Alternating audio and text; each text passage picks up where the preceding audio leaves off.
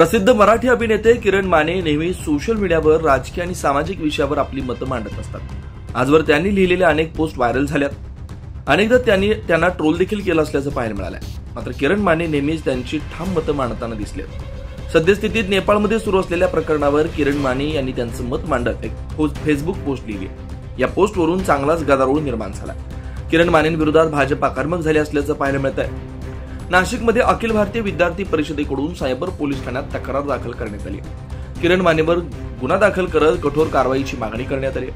नेपाळ संबंधित पोस्ट करत भारतातील लोकशाही व्यवस्थेच्या विरोधात उठाव करण्यास प्रवृत्त करणारी ही फेसबुक पोस्ट असल्याचा आरोप अखिल भारतीय विद्यार्थी परिषदेकडून करण्यात आला। याबाबत राज्याचे मराठी राजभाषा तथा उद्योग मंत्री उदय सामंत यांनी काहींच्या पोस्ट अशा असतात की जसे काही महायुतीचे सरकार त्यांचं दुश्मन असल्याचा घणाघात यावेळी त्यांनी केला। पाहूयात नेमकं काय म्हणाले। काही लोक हे आकर्षणापोटी काही पोस्ट टाकत असतात। मी कोणी टाकली काय टाकली याच्यावर बोलत नाही, परंतु अनेकांच्या पोस्ट अशा असतात की त्यांनी मनामध्ये ठेवलेलंच असतं की भाजपाचं सरकार, शिंदे साहेबांचं सरकार, अजितदादांचं सरकार हे आपलं दुश्मनच आहे, अशा पद्धतीने ती पोस्ट करण्याची स्टाईल असते। त्याच्यावर मला काय आश्चर्य व्यक्त करायचं नाही, पण ज्यांना कोणाला अशा पोस्ट टाकून समाधान वाटतंय त्यांना माझ्या मनापासून शुभेच्छा आहे।